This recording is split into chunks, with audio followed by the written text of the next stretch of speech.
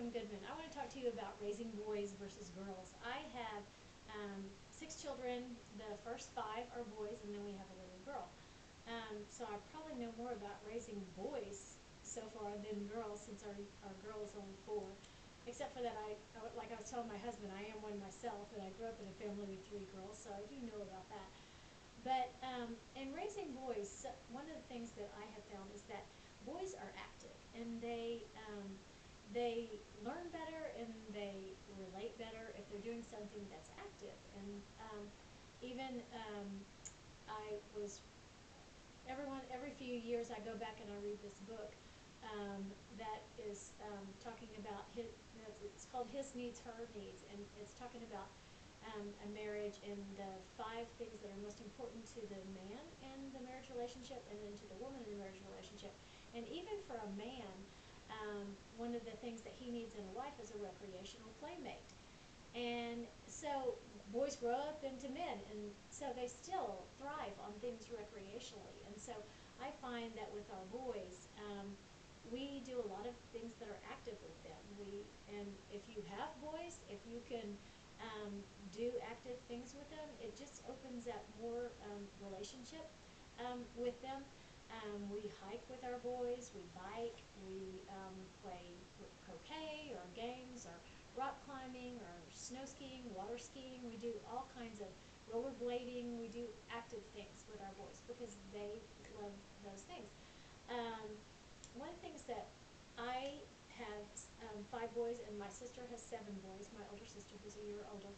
And one of the things that she and I have both really noticed is with boys, especially when they're between like 8 to 12-year-old boys, they tend to withdraw somewhat emotionally because of what is going on inside of them hormonally, and they go through this period for about 4 years where they just kind of withdraw inside of themselves, and they are not, and even boys that are talkers. I mean, there are those that really like to talk and are more of a sanguine personality and like to talk and share stories.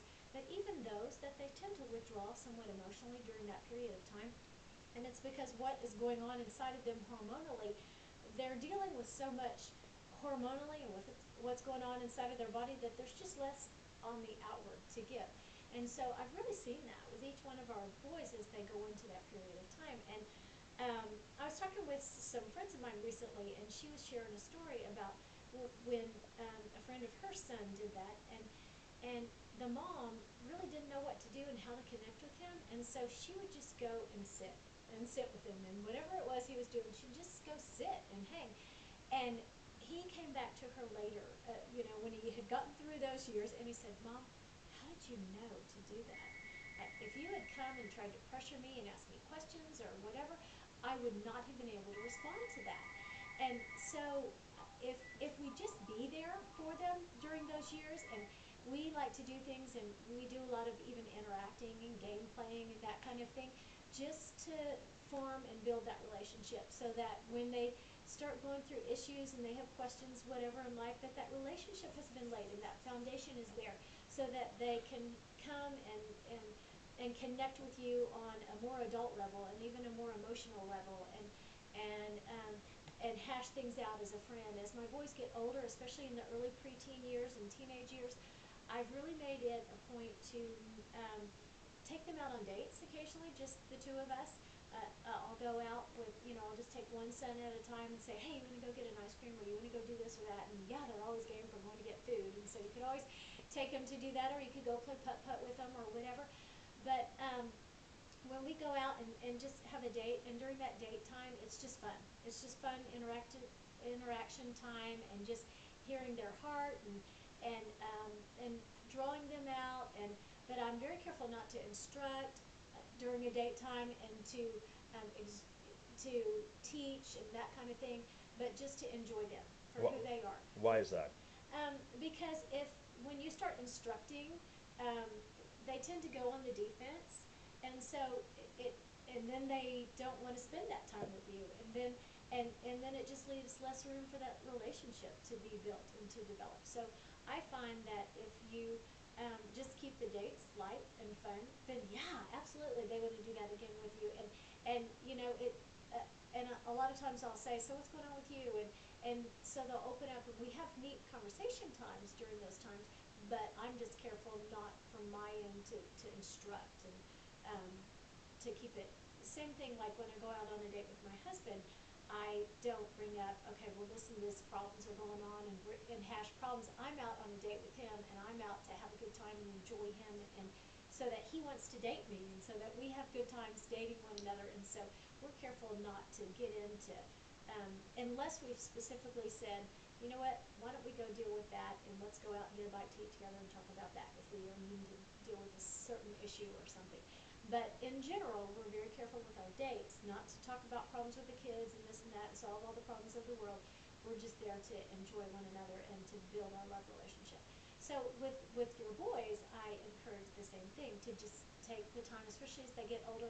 I like to take advantage of times like when I'm doing all the running back and forth with taking the kids to sports, to just take advantage of those times and just take time to focus in on that particular child and um, and just hear things and hear their heart um, and more than getting them off their eye touch while you're on the road with them, and asking them questions that draw them out and just hearing from their heart. And so I find that those times back and forth, and even like when they're taking driver's ed, I think that's a fabulous time when you're doing all the driving or putting in all those hours that you have to put in the car with them for driving. Um, to just have that time with them, and especially before once they get their license, life changes, and they are gone all the time that they can be, and a lot of your influence in speaking into their life really needs to already be done by that time, and if it's not, then it might be too late, and not really, but and so I find that those are just fabulous times to just really connect and have the time to connect with the kids. I had a friend of mine that made a comment to me, and she said, my husband and I decided that really he was the one to work with the kids on the driving thing, because I just lose my cool with him and I can't do it. And I thought, you know what, I'm going to take that as a warning and an admonition to me, that I want to really stay calm with the boys in driving so that they will want to drive with me. And my husband does great too, but I needed to hear that as my admonition, so that when I spend that time with them, that they want to drive with me, and I love the time because it's just great for relationship building. Mm. Are you afraid your daughter might end up being a tomboy, being around so many boys? She is so pink, and so she loves all the girly things, but I think she'll be very athletic, and she loves keeping up. She's not to be outdone in any area, any arena, but she definitely has a sweet girl heart, and we certainly cultivate that and nurture that. All her boys love her sweetness, her kisses, her loving, and she just bounces like a little butterfly from person to person around the house, just loving and blessing, and she's a sweetheart. Fantastic. Thanks, Kim.